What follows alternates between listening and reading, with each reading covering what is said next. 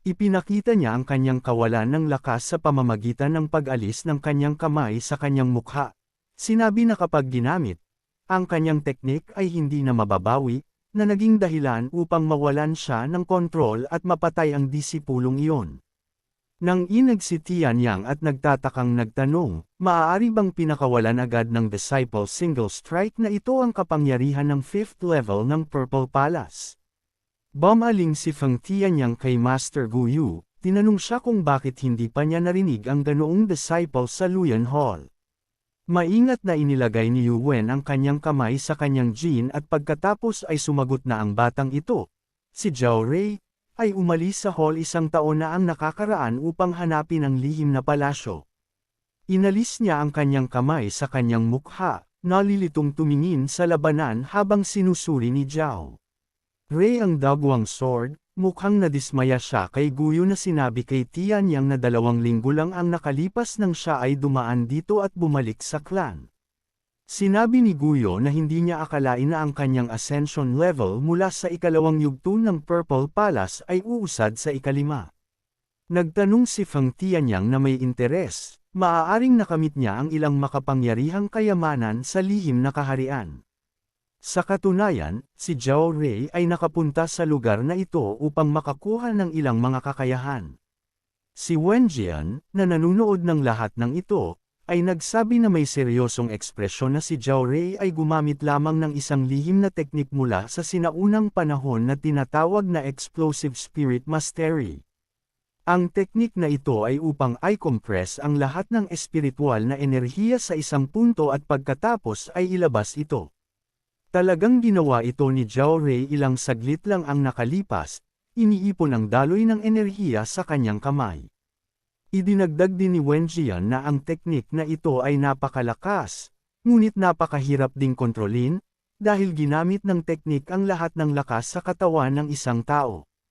Unti-unting bumaba si Wenjian mula sa lugar kung saan siya nanunood, lumingon kay Elder Tao. Sinabi niya na sa hitsura nito, ginawa ng alagad ang lahat ng ito nang hindi sinasadya. Si Elder Zhao ay lumingon sa gulat, nakatingin sa kanya. Pagkatapos ay nagutos si Wenjian sa lahat na ihanda ang lahat ng kailangan para sa katawan ni Duyus. Agad na sumang-ayon sa kanya ang lahat ng nasa arena, nagsimulang isagawa ang utos. Nakipag-usap sa patay na disipolo, ipinaliwanag ni Wenjian sa pulutong ng mga disipolo na hindi sapat ang lakas ni Duju, nakipaglaban at walang awang pinatay ni Zhao Rei ang laban. Sinabi sa kanila na ang daan ng espada ay hindi mapaghihiwalay na nauugnay sa kamatayan, kaya hiniling niya sa lahat ng mga disipolo na mag-ingat. Sinabi ni Wenjian na kung walang sapat na lakas ang kanilang mga katawan, mas mabuting aminin na ang pagkatalo. Agad na natigilan ang mga disipolo matapos marinig ang ganoong tagubilin, na kinakabahang nakatingin sa pinuno. Unti-unting bumaba si Lu Shen sa lupa malapit sa arena habang papalapit si Jin Shin. Tuwang-tuwang nagsalita si Luo Zan, bumantong hininga, na sa huling kompetisyon, mayroon ding mga pinilit ang kanilang sarili na lumahok kahit na mahina ang kanilang espiritual na enerhiya o lumaban hanggang kamatayan nang hindi iniisip ang halaga ng kanilang buhay. Sumang-ayon si Jian Qing sa kanya, sinabi na noong huling beses na napigilan ng leader at ng mga elder ang pagwawakas ng tunggalian, sinabi ni Jiang Xing na hindi niya akalain na may mangyayaring ganito ngayon. Habang ang lahat ay naliligaw, nagpakita si Zhao Rei patungo sa pinuno, hawak ang dagwang sword sa kanyang kamay, ibinaba niya ang kanyang tingin sa sandata, pinapanood habang gumuhit siya ng madugong bakas gamit ang kanyang sword malapit sa lugar kung saan siya lumakad. Ngumiti ng masama si Zhao Rei, binalot ng kakaiba, madilim na enerhiya. Napansin ito ni Juan sa pagtataka, nagtataka sa kanyang isipan, mali ba siya?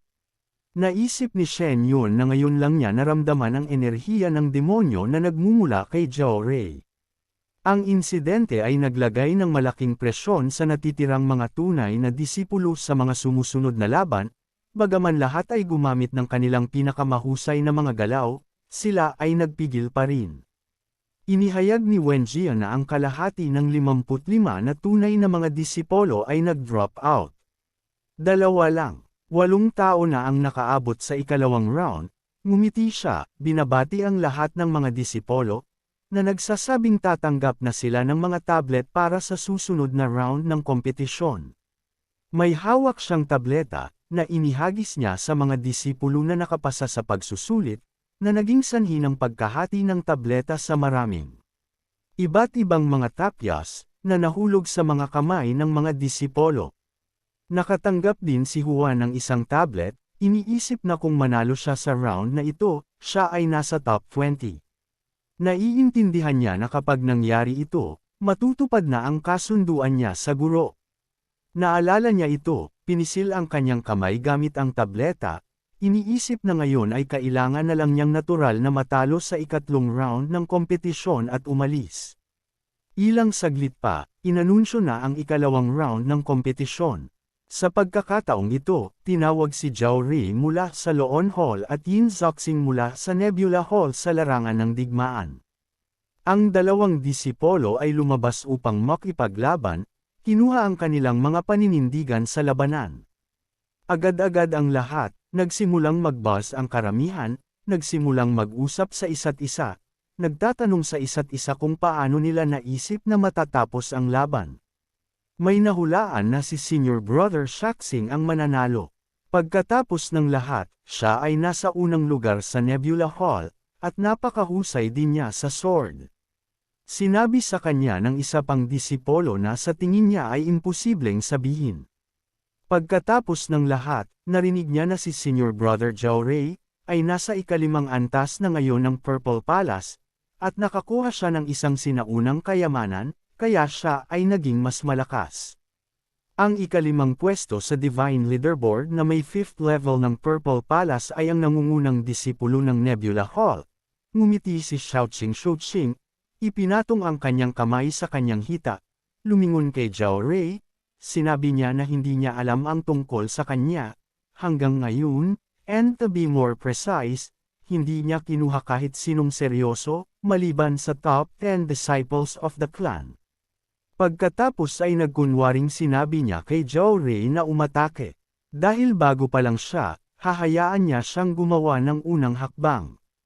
Itinuro niya ang daliri sa kanya, nakangiti pa rin, lahat ng babaeng disipulo ng angkan ay agad na sumirit sa kaligayahan nang makita ang nakamamanghang ngiti na ito. Bumantong hininga sila at namula, pinalakpakan si Yin Zoxing, sinabihan siyang mabilis na talunin ang kanyang kalaban. Ipinikit ni Xingyin ang kanyang mga mata, nahihiyang iniisip na ang lalaking ito ay hindi nagulit ng kahit isang pose bago pumasok sa arena. Naunawaan niya na tiyak na maganda ang kumpiyansa, ngunit kung hindi niya ito kakayanin, tatamaan siya mismo sa mukha. Tumawa si Xiao Rui, hiniling sa kanyang kuya na mag-ingat. Maraming espada na nilikha niya nang may enerhiya ang lumitaw sa paligid niya. Lahat ng matatalas na magic blades na ito ay agad na tumungo kay Zixing, ang disipulo na hindi inaasahan ito. Akala niya napakabilis. Ipinikit ni Shuqing ang kanyang mga mata, ngunit wala sa mga talam na ito ang nakalusot at nasugatan siya. Gumamit ng harang si Zixing, dahilan para makaalis ang mga blades dito. Sa susunod na sandali, lumabas si Yun Zixing mula sa sirang harang, pinipigilan ng isa pang talam gamit ang kanyang sword, ngunit medyo malakas pa rin ang pag-atake, na naging sanhi ng pag-ubo ni Xiaoqing ng dugo. Ang lahat ng mga disipulo sa ibaba ay nagsimulang magsalita ng tuwang-tuwa. Hindi kaya nasugatan si Senior Brother Xiaoqing. Ang isa sa kanila ay nagsabi na ito ay imposible, na nagtatanong, paano kaya ang gayong pag-atake ay may napakalaking kapangyarihan?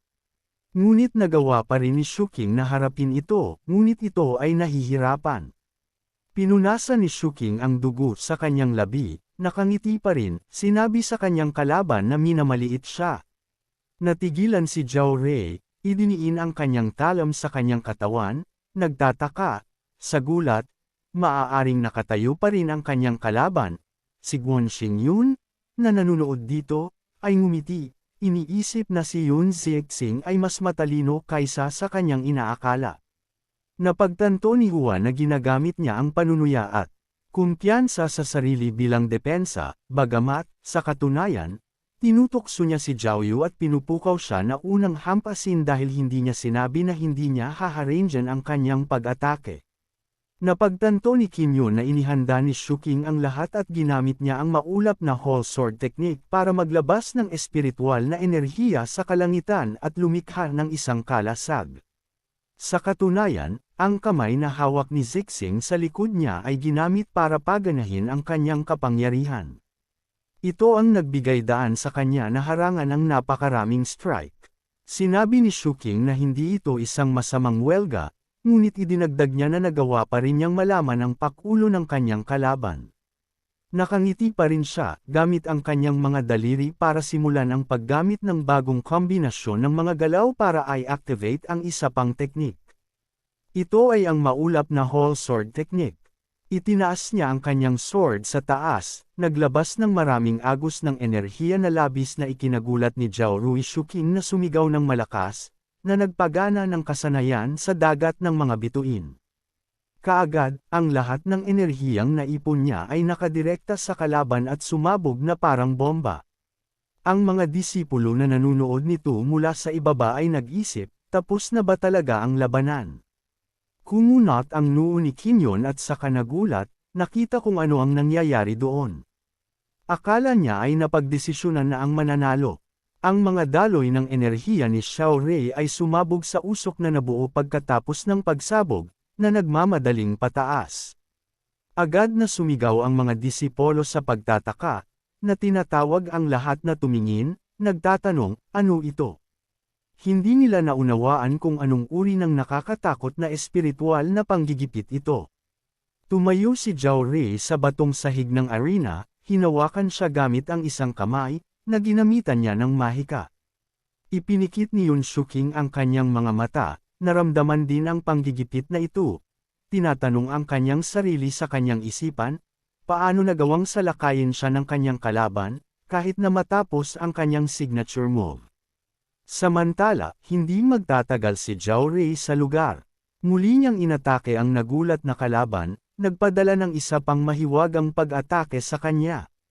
Sumigaw si Ilya na wala itong silbi, itinulak niya ang kanyang sword pasulong, itinuro ang isang malaking lotus kay Zhao Rei upang harangan ang kanyang hampas. Gayunpaman, tumawa lang si Zhao Rei bilang tugon. Mabilis na natanggal ng kanyang enerhiya si Zixing sword sa kanyang mga kamay, naiwan siyang walang armas at sinira ang kanyang lotus lock. Gulat na naisip ni Yun Zixing, ano ang ibig sabihin nito? Napaisip siya, tinago ba ng kanyang kalaban ang kanyang tunay na lakas? Naramdaman niya ang paparating na panganib, kaya sinubukan niyang takpan ng kamay ang mukha. Pakiramdam ni Shuking ay maaaring nakakamatay sa kanya ang enerhiyang lumalapit sa kanya, kaya't nagngangalit ang kanyang mga ngipin, ngunit nagpa siya pa ring sumigaw na aaminin niya ang pagkatalo. Biglang tumigil ang enerhiya na nasa harapan na niya. Ang enerhiya ay sumabog na parang bomba. Ang pagsabog ng alon ay nagpalipad pabalik kay Shuking ng ilang metro, na naging dahilan upang mapunta siya sa batong sahig ng arena. Unti-unti, sinimulan ni Zhao Rei na alisin ang kanyang madilim na kapangyarihan. Maingat na hinawakan ni Yun Shuking ang kanyang mukha, hinawakan ang dugo dito. Nakahinga siya ng maluwag, nakaramdam ng tunay na takot sa loob niya. Gulat na gulat ang lahat sa paligid niya sa nangyayari. Walang makaintindi sa nangyayari. Ang sword sa Zhao ay nagtaas ng mga kamay ay nagsimula ring maglaho. Nawala ang madilim na enerhiya sa paligid nito, at ang sword ay naging isang ordinaryong isa. Lumingon si Zhao Rei sa kanyang kalaban, nagpasalamat sa kanya sa pagpayag sa kanya na manalo. Natahimik ang arena. Hindi maisip ng lahat na si Zhao Rei ay may ganoong kapangyarihan. Si Donggang, na nanunood nito, ay naguguluhan na nagtanong, paano naging malakas si Zhao Rei? Ang kanyang huling strike ay maihahambing sa lakas sa isang 6 na level na Purple Palace Disciple. Nanigas si Guyo nang maalala niya ang mukha ni Zhao Rei sa labanang iyon. Masyado raw mabangis ang disipulong ito. Napakabilis din ng strike na ito, kaya natakot si Guyo na kahit siya ay hindi ito maharangan sa tamang oras. Idinagdag din ni Guyo na kung mas malakas lang si Zhao Rei, nolipol na sana ang buong Qingxi City.